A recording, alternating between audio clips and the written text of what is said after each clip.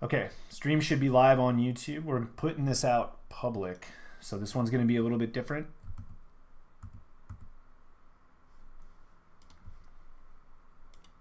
We're going to run this publicly and just kind of see what happens.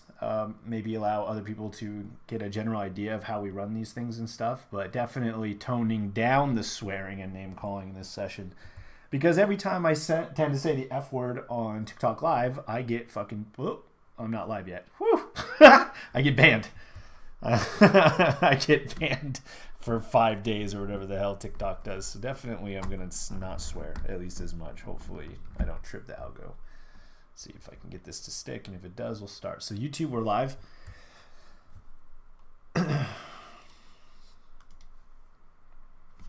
And we'll go live on TikTok right now. Like I said, if this works, it works. If not, we won't do it again, but I'm going to go ahead and try. We'll see. Okay, so let's first off start the session by asking you guys any relative trades that you guys took today that you want to go through immediately.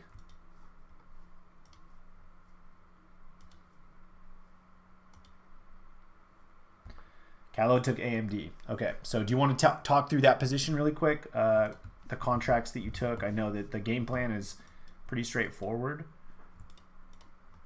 But if you want to talk through the actual play that you took, other people will be able to see the contracts and stuff. I'm going to go ahead and post the chart now.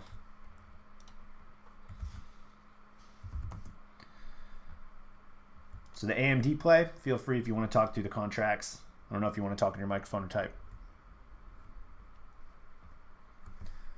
For the people that are just joining right now, this is a strategy session, one of 3 that we run throughout the week. I'm not going to be answering any questions, unfortunately. You guys, if you want to sit through one of our strategy sessions, we're streaming it for free tonight.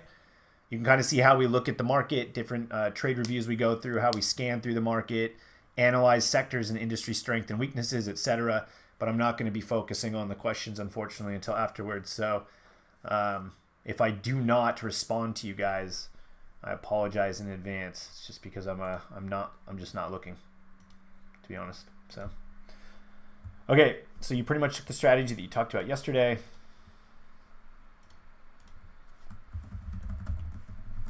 I'm gonna log into Tastyworks really quick so I can get the chain up. So you took the 60 puts for November 18th. Any chance you can give us a fill price on those 60 puts?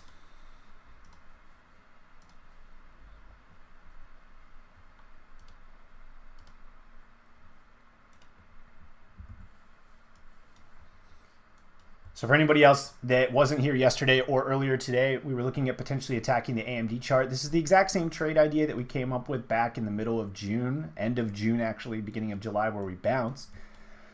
We have a low volume node here from about 75, 74.50 all the way down to $59, right? And so we are theorizing here that if SMH, right, the semiconductor ETF itself breaks down, which we have so far found support at the same area we found support at last time we were down here, but we know that the more oftentimes support is tested, the inherently it becomes weaker and eventually it will break. The overall trend is down. There's only going to be so many buyers at a specific price point before sellers overtake that area. We're expecting a semiconductor breakdown from a level, and AMD is testing a same horizontal area with a low volume node sub 74.50 all the way down to about $59. And we can verify that by looking at the use your VPVR if you want. You can use really anything you want to look at volume, but if you're in here, you should probably be able to just eyeball this gap up, the parabolic move from the 2020 July area. I'm going to go ahead and post the chart so you guys can see it. But we see the low volume node from about 74.50 all the way down to about $59. And that's a very attractive opportunity to short. Obviously, we came up with a bunch of different ideas on the chain. And it looks like Callow took the 60 put for November 18th. So he has 60 plus days on this. $60 put is the price target that we are gunning for ultimately. The cool thing though is because of a low volume node, this opportunity that's being set up, we should see an aggressive capitulation move off of the 74.5 breakdown if we get it. There's no volume there to prop it up. Buyers are not present at this area. They were not present on the run up. we would not expect them to be present on the breakthrough as well. And so if we do get a break below 74.5 on a semiconductor pullback, we should see an aggressive capitulation move, and those $60 puts should appreciate because, assuming there's no volume and it's an aggressive capitulation move, IV should be expanding. And that's what we want as contract holders. We profit from both directional plays and the expansion of IV. And so if IV expands and we are moving to the downside, those 60 puts are going to immediately turn a profit regardless of whether or not we actually get down to 60. So that's why we came up with this trading idea. And it looks like Callow took those AMD $60 puts. There's a few other guys in the group that followed the same idea, but they did get filled yesterday, and Callow got filled today. Hanno was talking through this as well today and said that he actually did not want to take those semiconductor shorts, so he's on the other side of this, which is totally fine as well. As always, if the trading idea doesn't sit well, doesn't resonate well, don't take it, but there are a few of us in the group right now that are short either AMD or TSM. We're not going to run through the TSM unless somebody wants to talk through it, but TSM has the same idea, sub 77.50-ish, something like that, all the way down to about $60. It's the same low volume node that is present on the AMD chart. So an opportunity to aggressively tack two large semiconductor names to the downside. Anybody else want to share a trade that they took today before we start scanning? We'll run through some brief Koyfin stuff, but we know which areas of the market we want to be long. We know which areas of the market we want to be short. So we're not going to spend too much time analyzing on Koyfin. Anybody else open anything that they want to review? If not, that's okay. I'm going to pull Koyfin up while you guys are looking at that. Think about it. If you want a second opinion on something, feel free. If not, I'm loading Koyfin right now, if it does load. And let's go through year-to-date and quarter-to-date performances. We are starting to run out of real estate on the quarter-to-date chart.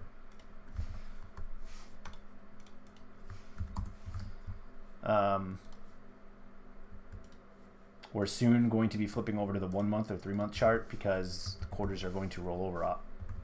And we're not going to be able to use those anymore. So U.S. sectors, year-to-date, quarter-to-date. Now I'm going to post the U.S. industries, year-to-date, quarter-to-date. Koyfin, just for whatever reason, makes me refresh like all the time now where the charts just don't load. It's kind of a hassle. Got industry year-to-date there. Industries quarter-to-date.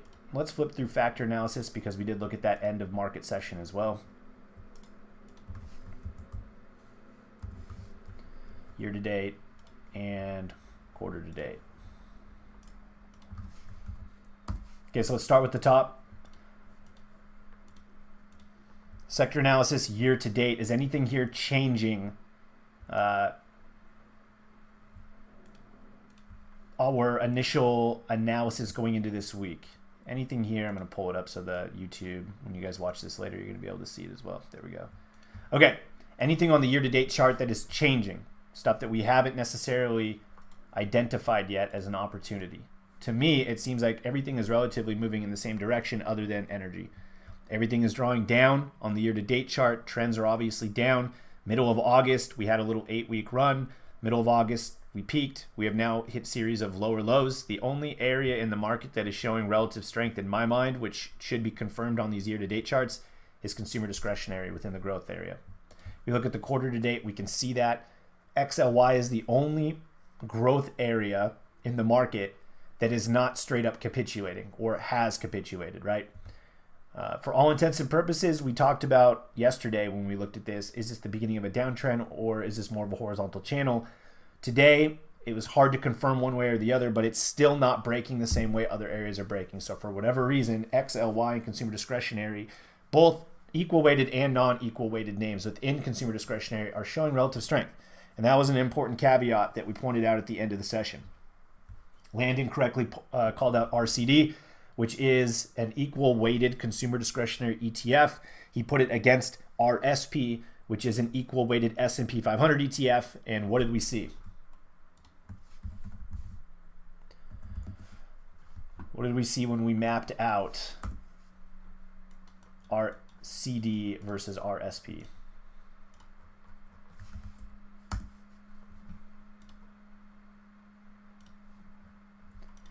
we saw a little bit of a relative strength here, right? So we bottomed out at the end of April, and since the end of, or May rather, and since then, we've started to hit a series of higher highs, and today we hit a higher high, right? So this is not necessarily the big boys at the top. Obviously, consumer discretionary, Amazon and Tesla are the two biggest names. But if you're thinking about from a market breadth standpoint, and you want to take the sector as a whole, utilize the equal weighted ETFs, right? Because you're going to get a general idea of how the entire sector is doing and not just the giants at the top. And by taking RCD against RSP, it's saying that the broader consumer discretionary market is performing better than the baseline, which is your equal weighted S&P 500. So there's a reason why we wanted to stick with names like ASO today, right? It's not the easiest trade to stick through, but it's paying off. For whatever reason, consumer discretionary is continuing to show relative strength. And we're seeing that with some weird industries within consumer discretionary. We'll see those in a second when we scan, but we know, because we've already scanned end of session, cruise lines and like some random fucking resort and hotel names are hitting 50-day highs. That's weird, right? Like that shouldn't be happening in a market where everything is aggressively selling off. So for whatever reason, the market is buying these consumer discretionary names. We have identified that. We have started to go long those. And even with today, when we pulled back and gapped down off of the open, those names that were showing relative strength last week definitely showed relative strength today and outpaced other names, which is why we're seeing RCL, CCL, and CLH, all three cruise stocks at 50-day highs, right? Okay, so industry-wise, we'll look at year-to-date. Has anything really changed here? The only thing that really sticks out to me is these energy plays, specifically XOP being up 43.28%. But this is a series of lower highs. I mean, let's just call it as it is. It's a series of lower highs on the year-to-date. That is concerning if you're looking to add into energy-related longs. We generally want to be buying when things are hitting a series of higher highs, not lower highs. And so for all intents and purposes, XOP right now has set a lower high for the first time since bottoming out in July. Other two areas of energy, AMLP and OIH, horizontally channeling. Not as big of a move to the downside here, but that whatever strength we saw in the market from July to about the end of August is starting to dissipate. It's not there anymore, and we're seeing it with erratic moves off of the open in the market, right? Energy was down like 3.8% today at one point off of the open, and I think we rallied and we closed somewhere just below 1%. It's like we closed red like 0.98% or something like that. That's crazy relative strength intraday, but when you think about it, everything had relative strength today. So what really did have relative strength, if that makes sense? Everything rallied and energy still closed red. So I know that I'm still long EQT. There's a couple guys that are still long COP. This is not the time to really be thinking about adding into those positions. If you don't want to stop out per se, that's fine. I'm not stopping out of EQT yet, but this is not an area of the market right now that is showing these crazy aggressive moves that we were expecting. And so at this point, we want to meter our expectations and stop looking to add into energy-related names, at least for right now. Going to the quarter-to-date chart. Quarter-to-date chart shows us what? The same thing, right? AMLP, XOP, both horizontally channeling and potentially setting in a lower high for the first time this quarter. So this is why we're not looking to actively add into energy positions as the market begins to show some strength here, at least as of today's session rather. We don't want to be loading these up if they're going to underperform things like consumer discretionary. Anything here on the quarter-to-date chart stand out other than those oil names? PBW showing good relative strength. Horizontally channeling during growth drawdowns is not a bad place to be holding stocks. If the market does decide to pop back up, PBW should see a bigger move to the upside.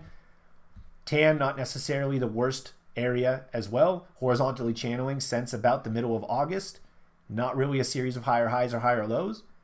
So when the market, or if the market does decide to turn around and pop back up, we would expect PBW and TAN, it's your clean energy and your solar energy, to see big boosts. And we know some of those names because we've already traded them. First Solar, Enphase, etc. Anything else here stand out?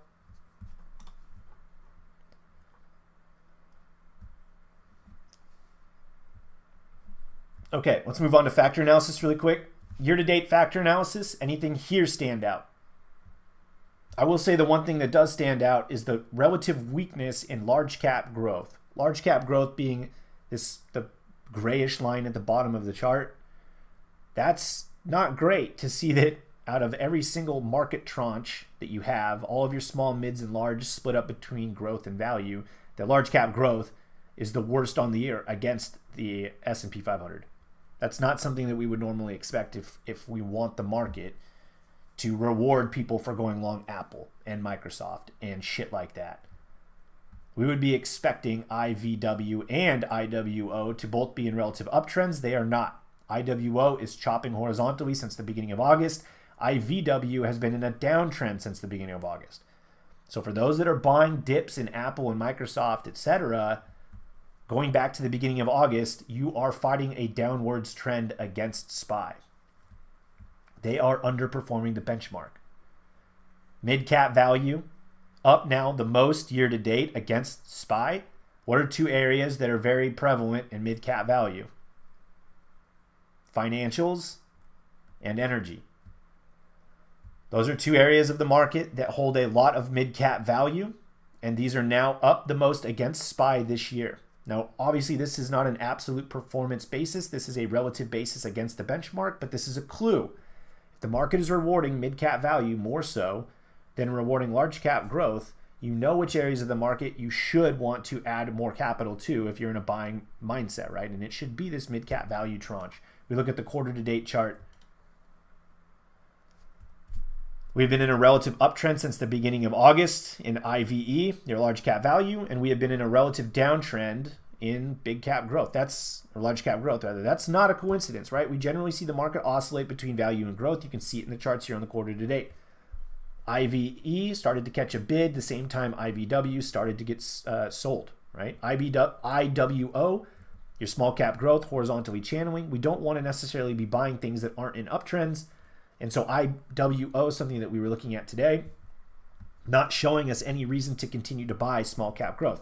Small cap growth can be as shitty as GameStop and AMC, but it can also have some decent companies in there. But you have to understand that IWO and small cap growth is generally going to be viewed as one of, if not the most risky of the equity areas to invest in and trade.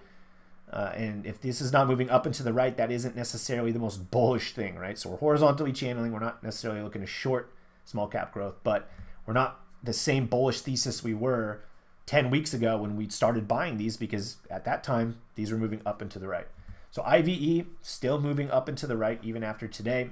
IVW is not. So something to consider, because we did talk about potentially, Hanno had brought up potentially buying the bounce, which is totally fine. It's not something we do as a group. I'm not going to be bottom picking growth stocks to be buying. I don't like doing that. I don't have consistency doing that.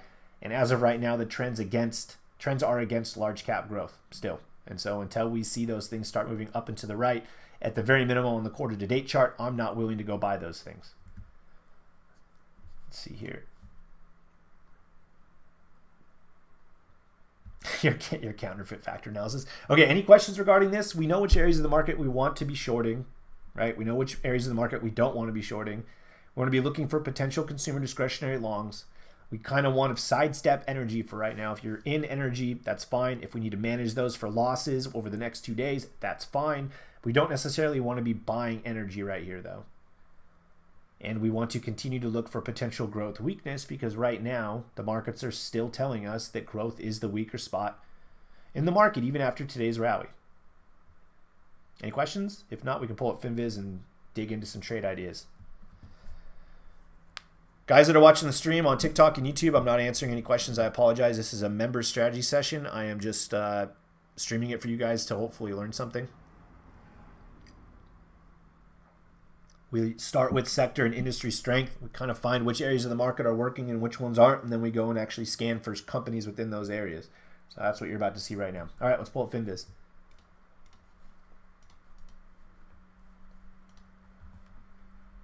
Start with FinViz. We're going to go with 50-day high. Average volume over 1 million. Optionable and shortable. Change from open up. Only 15 names. So as bullish as today felt, only 15 names hit 50-day highs.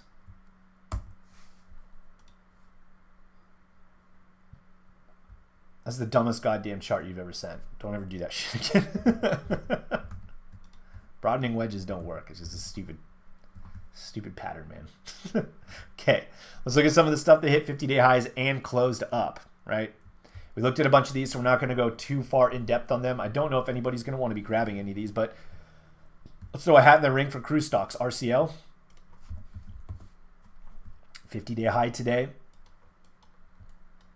Is there a trading opportunity based off of horizontal levels here? Potentially. Why not? Look at this.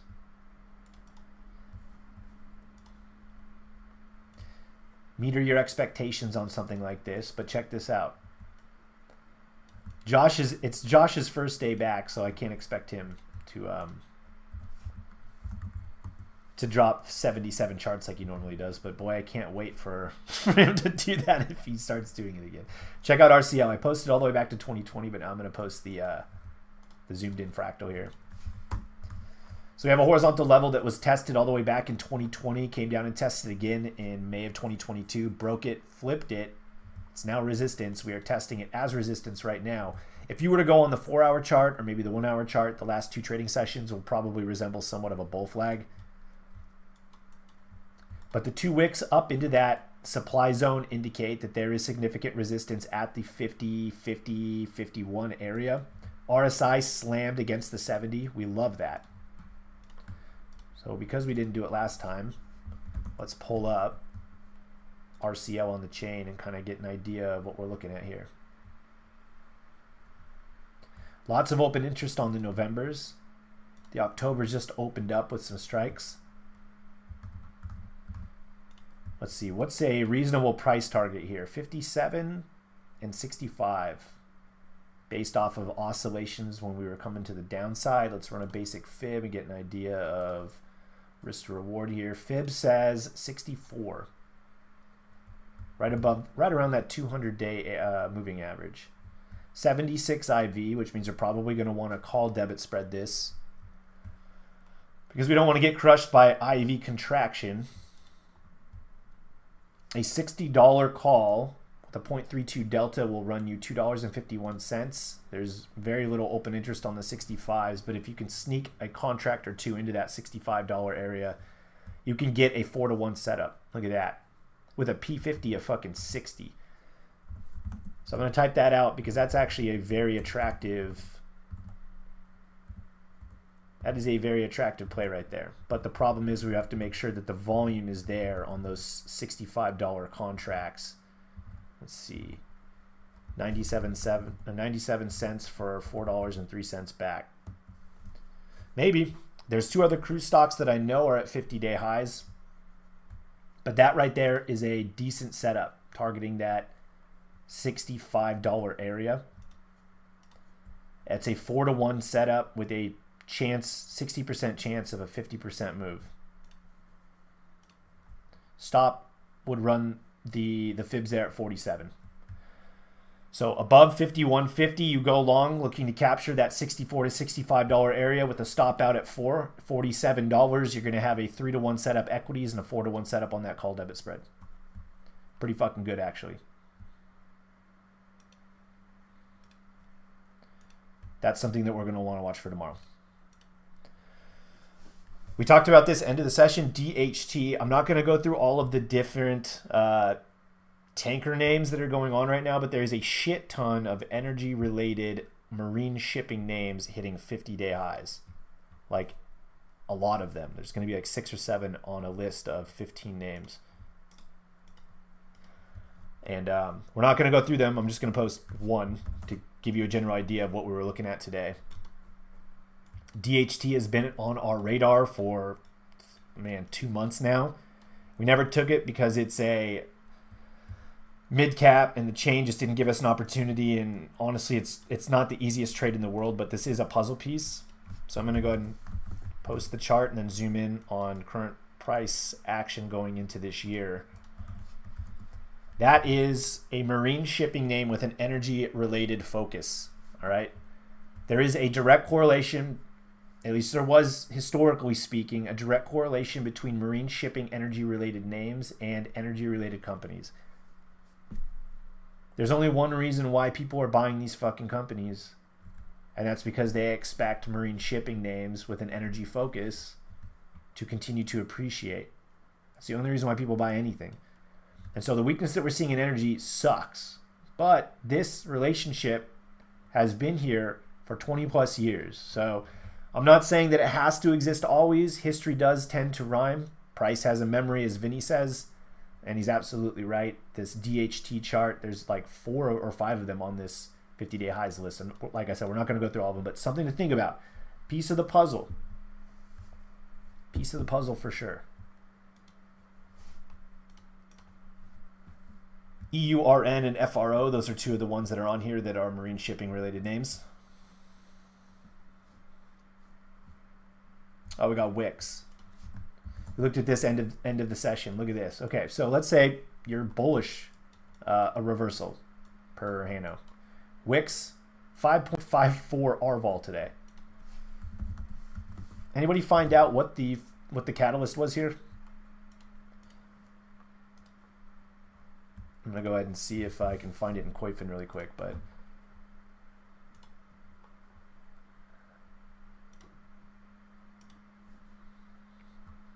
anybody? Activist. The hell is that? What does that mean? Amid activist staking. Oh, got it. Squarespace. Wix wants to buy Squarespace, or something of that. Wix shares rise Monday after Starboard discloses 9% stake. Got it. Okay, so there's a bunch of different news that came out. Wix surges 13% as Trust says Starboard involvement in additional catalyst for the stock. All right, so okay. Bunch of different stuff. So here's a $1 million question here. Is this a potential COD setup? We know it's a BRB setup for sure. At 5.54 RVol, we should be looking to buy on a pullback if we want this stock. But is this a COD setup?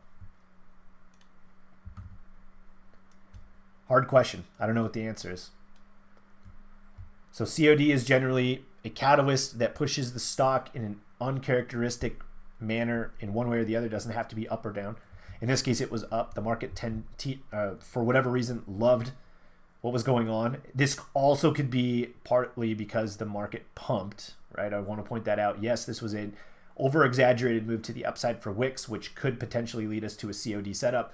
But at the same time, everything popped in the market today. So was there a little bit of additional buying pressure there, specifically because everything was pumping? Yeah, I think that that's definitely something to factor in. See you later, Josh. Appreciate you, bro. So let's look at Wix really quick on the chain just to get a general idea of if there's even any. There is no fucking open interest on the Novembers. So this is probably not going to be something we want to buy anyway. Lots of open interest on the Januaries, but are we really wanting to buy Wix 123 days out?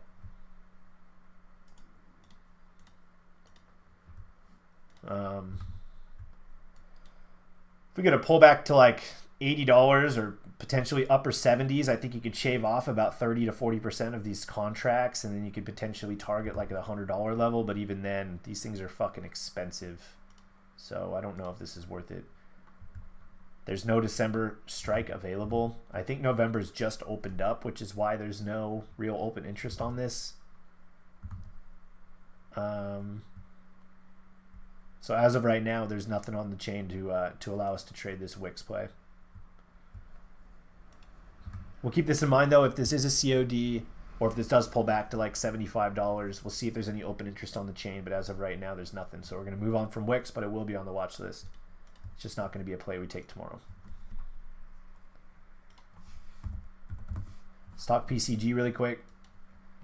I think there's probably fucking 10 of us that are in PCG. We got the move today. At the very least, we got the beginning of the move today.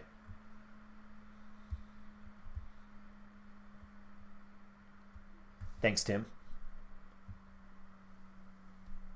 That matters, though. I mean, it matters. I think that, like I said, I think Wix is also part of the reason was because the entire market popped, but still, that matters. So, potential COD on Wix and something we can take, but we need open interest on those Novembers to really get moving. Marco says CCRN. Let's talk to Marcos in your healthcare. Marcos took a healthcare related name. Why didn't we talk about that? We're not going to now, but he took OSH on a pullback. He's now looking at this small cap healthcare related name.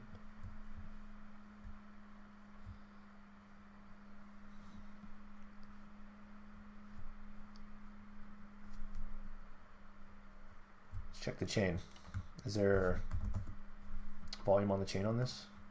There's nothing. So this is going to be a shares trade, right? Well, we already knew that because it's only a $1.132 billion company.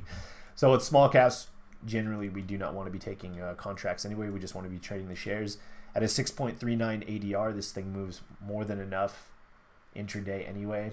You don't necessarily need to add in a derivative to leverage the price. Marcos, if you want to type out a trading plan on this at the very minimum, we can look at it. Give us the entry, stop, and take profit. And as you're doing that, I'm going to highlight PCG really quick. PCG was a trade that a bunch of us took targeting the $14 area on the chain. We got the pop, at least the beginning of a pop today. Very strong day. Only 0.87 RVOL, which leads me to believe that tomorrow we should see a sustained move to the upside. Statistically, we should not get a pullback tomorrow on PCG. If that happens, and you look to the left-hand side of this consolidation fractal that we essentially front-ran the breakout, there is nothing here up until about 15.50. So if we do hit $14 in the next day or two, which could happen with an ADR of 2.87 from closing price, 2.87 ADR is going to put us somewhere around 13.85. So we could realistically be at 14 within the next day or two. We'll make a decision as a group whether we want to shave the contracts at 14, get out of them entirely, if we want to take profit and let those continue to ride. But there should be an opportunity to attack the 15.50 area. If you pull up your VPVR really quick, Jesus, man, VPVR, if I turn it off at all, it just goes back to default and the settings are terrible. I want to point something out with this PCG chart in terms of VPVR.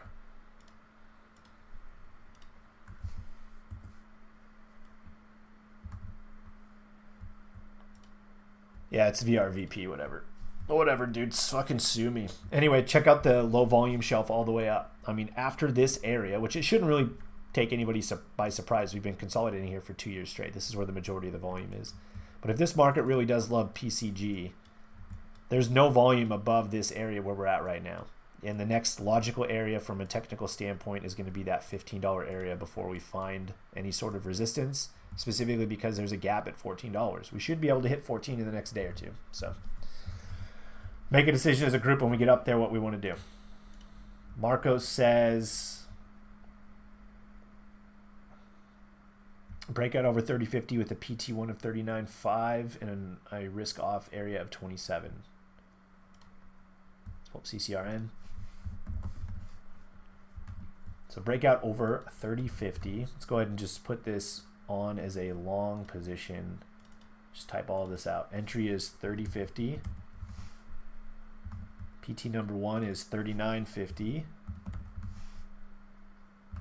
Risk off is 27.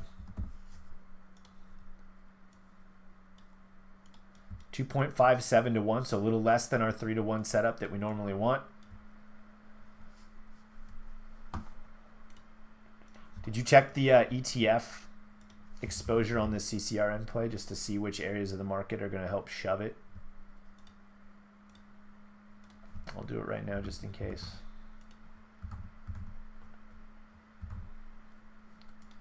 Shares held.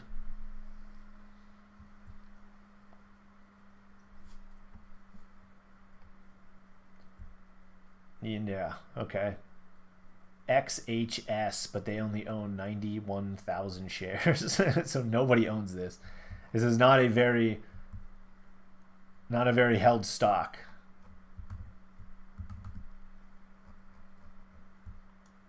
Would this be an all-time high in CCRN if we break? No, it would not. We were up here back in 2002. Okay, I don't absolutely love this trade, to be 100% honest with you, Marcos. But even though there is resistance going back to 2002, I wouldn't take that too far into consideration in terms of fucking resistance, because if you bought it in 2002, there's probably not a reason why you'd be looking to sell in 2022 unless you're just pissed that you held it for 20 years and got zero fucking return on it. Breakout spot makes sense. Profit target makes sense based off of the R2R. I'm looking at the fibs are, yeah, the fibs are how you grabbed it, right?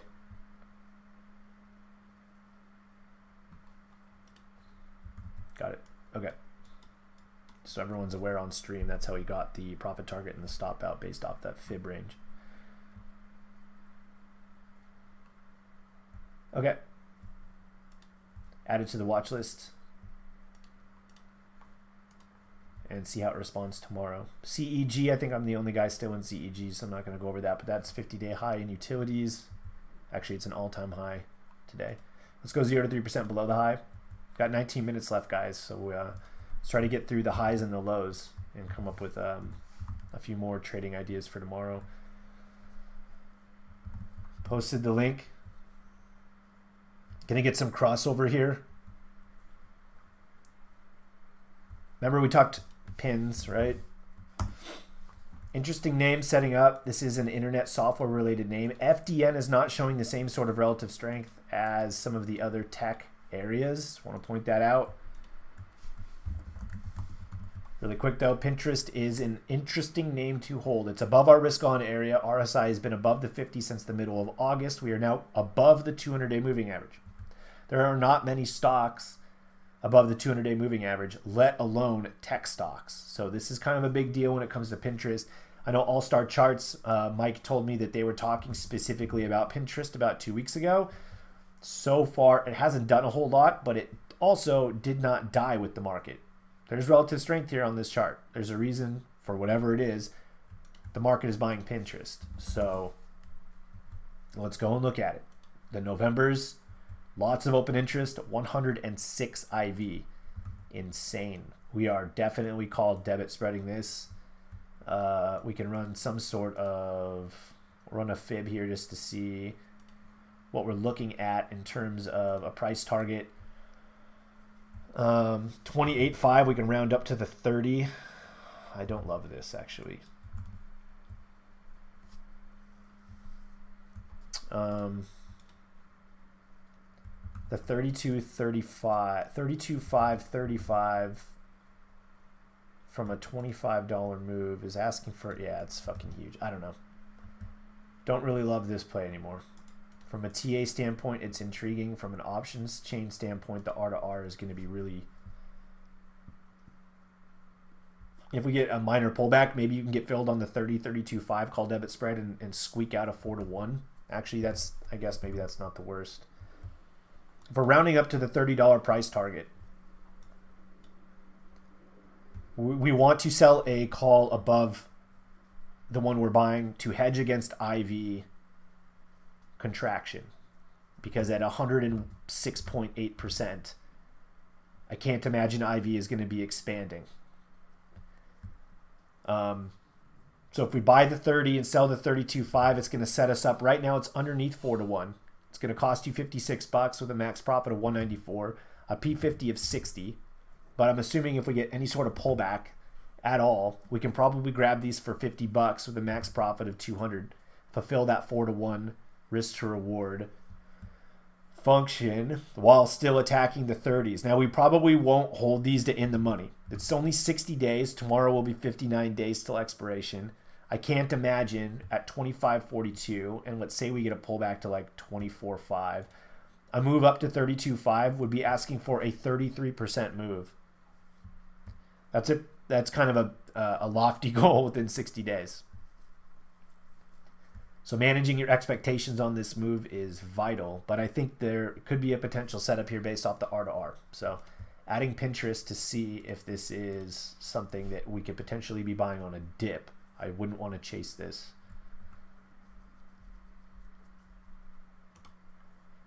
The Tesla stuff we actually talked about, kind of the same idea today, Landon. When I think you were working when we talked through it. I'll post mine really quick. Just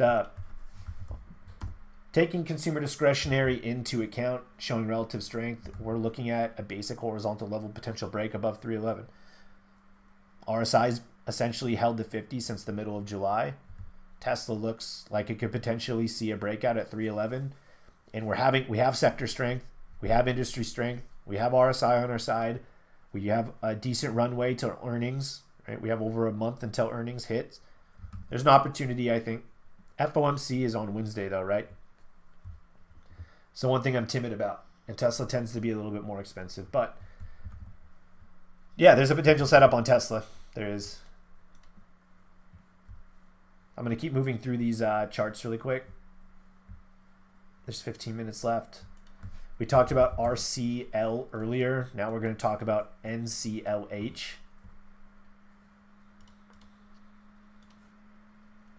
Norwegian cruise. So RCL had a potential play. We found one on the chain. Gun to your head, you want to buy a cruise stock, which one do you buy? We have to go through that process, even if we don't want to actually buy any cruise stocks. But for whatever reason, the market is buying these. There's your NCLH from a macro standpoint. Here's the support turned resistance, eventually turned support if this does break. $20 area seems like the most sense to target in something like this, at least from the chain. Let's pull it up and see if there's any opportunities there. RCL had open interest, and Norwegian sucks. So there it is right there. No open interest on NCLH, so we're skipping it. Setup is somewhat like the RCL though. Talked about Foot Locker last week, or maybe a week and a half ago. Consumer discretionary retail name. Same setup applies, right? We were pressing up into that horizontal level, what is this, 6 trading sessions ago? And here we are pressing up into the same level. We never broke it last time, so we didn't go long. Are we going to break it this time? Potentially. RSI has been above the 50 since the end of July. We're pressing up into that $40 area. We're above the 200-day moving average. Definitely something to be said about Foot Locker. Go to the Novembers. Is there open interest? Yes. There you go. There's open interest. The original price target we had was $45.50. This is a 61.8 IV.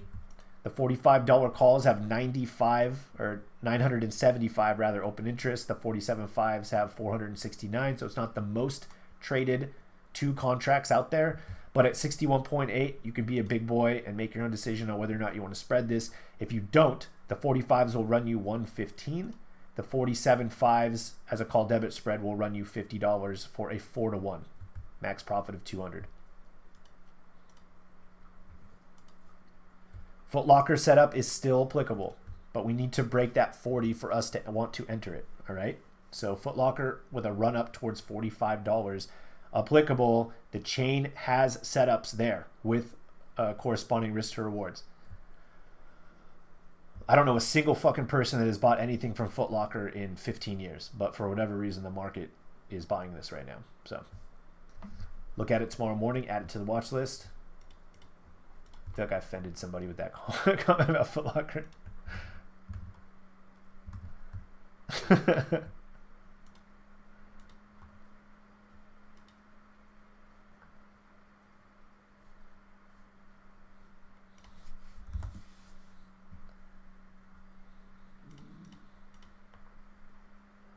All right, let's move on.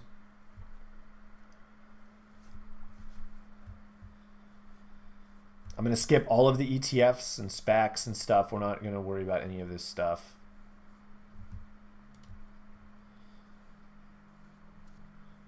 A lot of ETFs, though.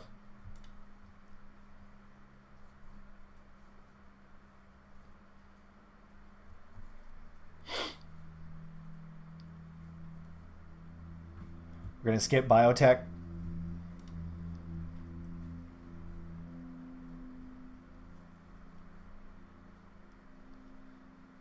FSLR. RIP. For anybody watching the stream, we traded this and one of our members closed this for over 500%. It was a fun trade. Dustin, if you're watching the stream right now, shout out. First Solar pretty close to an all-time high again, but at this point, there's no point in trading. The premiums are going to be juiced. This is a bull flag, though. Check this out. A little bit of a bull flag break today.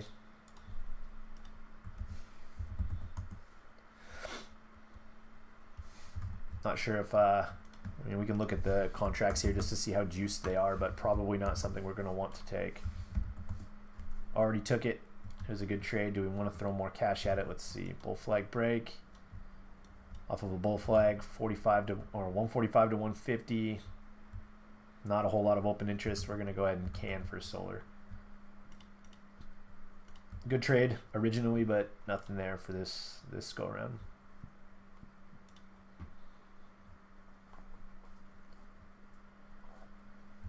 Looks like that's it for the 50-day highs. I'm going to run a 50-day low scan just to see what is, showing up. Do we see any trends here?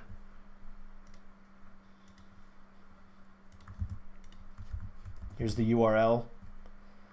114 names on this scan. 50-day lows, and they closed red. Over 1 million volume, optionable and shortable. Look for trends, right? A lot of these names are going to be already down like crazy, and so we're not going to want to chase shorts. You don't want to be putting yourself in a disadvantageous situation, even if the chart says, look, it's going to go down. Those puts that you're going to be buying are going to be juiced hundreds of % over the last week. There's no point in just opening them up to chase a potential 1 to 3% spot move if those contracts, 1% against you is going to wipe that premium out. Don't do it. We looked at eBay. I'm going to re-talk eBay really quick. This is a setup that we have shorted this exact same setup 100, 200 times in this group over the last year and a half. eBay. Sub, what is it? What do we say? 41, 41.5, something like that.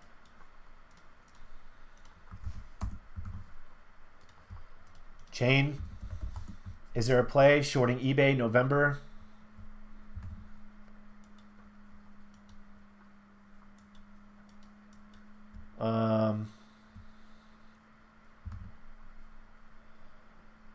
Yes, there is. At 44.9 IV, you do not need to put debit spread this. You can go straight puts if you want. It's completely up to you. 37.5 is probably the area that I would be most comfortable shorting to.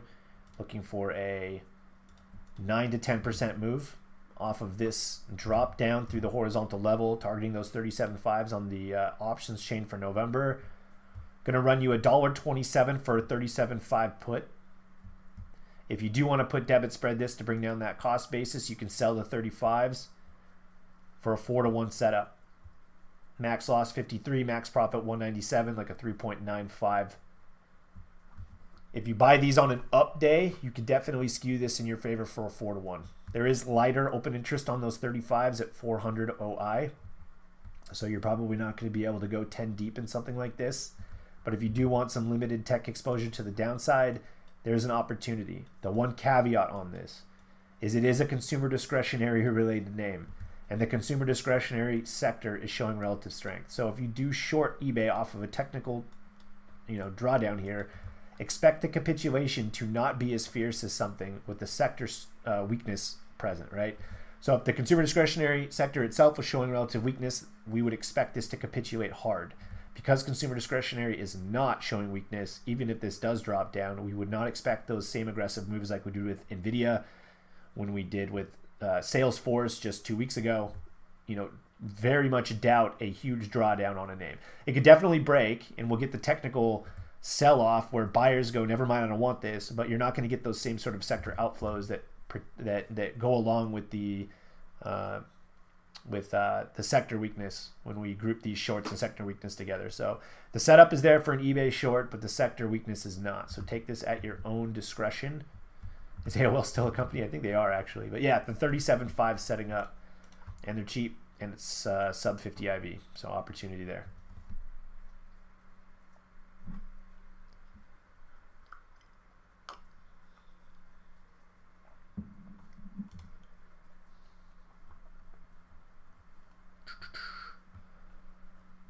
We've got about 6 minutes left, so if you're in here and you haven't asked a question and you want to ask a question, feel free. I'm going to continue to scan over the next 5 minutes for these 50-day lows to see if anything pops up. But the priority is to make sure that you guys get your questions answered. So if you have any, feel free. And that was just for the group. TikTok and YouTube, I'm not reading your questions yet, but I'll probably stick around for 10 minutes afterwards if there's people in here. I haven't looked at anything that you guys are saying, not to be disrespectful, but letting you guys see what it looks like when we go through our strategy sessions, how we scan through the market. We generally go through hundreds of charts. If you've been here for a majority of the last 45, 50 minutes, we go through hundreds of charts every single strategy session, and we look for setups. We know exactly where in the market we want to go long, when we want to go short. We know the exact setups we're looking to take to the short side, and we scan through hundreds of charts at a time to find those exact setups. We are like OCD when it comes to this shit because we do not like losing money. So you guys are getting a intense look at how we operate in terms of scanning the market and finding trade setups. Also, you heard the options chain talk through how we find our 3-to-1, 4-to-1, 5-to-1 setups. If you guys haven't been thinking about utilizing spreads to lock in those risk to rewards, hopefully this teaches you guys something. You know, with the 4-to-1 risk to reward, if you continually find trades like this right here, this 37.535 put debit spread in eBay, you know, this is a 4-to-1 setup. You only need to win like 22% of your trades to be break even. So you'll be a profitable trader at 30% if you stick to 4-to-1. That's why we do it. There's a reason why we do everything that we do, and stats pretty much rules everything that we teach and how we trade in here. So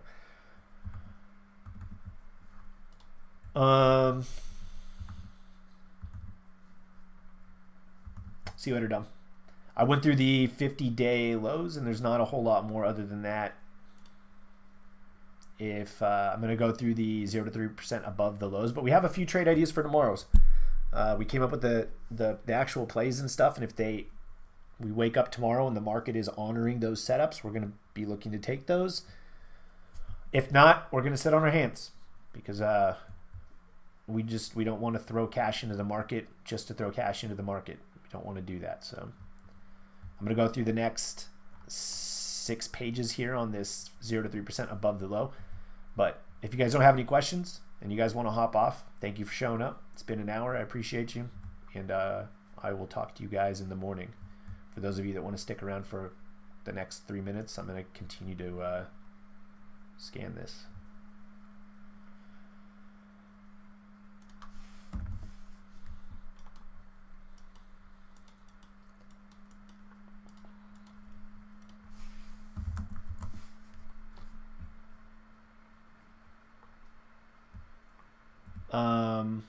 Mike, I'm not sure if you are still in the Pfizer play, but if you are, did you end up minor red or minor green today?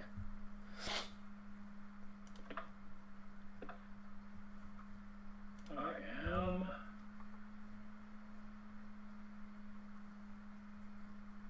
red. Okay. Like red or minor red? Minor red. Okay, just making sure. I couldn't actually believe the drawdown in Pfizer today, and then end of the market, of course, it, along with the other healthcare related names, were bought back up. But yeah, it was a good rally at the end of the day. Across the board. There's not anything on these 50-day lows. There's not even a whole lot on the 0 to 3% above the lows. There's really nothing. Like, we're stuck in this kind of shitty part of the market now where we're just range bound and nothing's necessarily looking like it's going to break out huge or break down. Like, I'm looking at Zillow right now, and this is like, look at this. This is a setup that is on the scans. And would you feel comfortable shorting Zillow here? I wouldn't. How much more can Zillow drop realistically? It's not worth 0.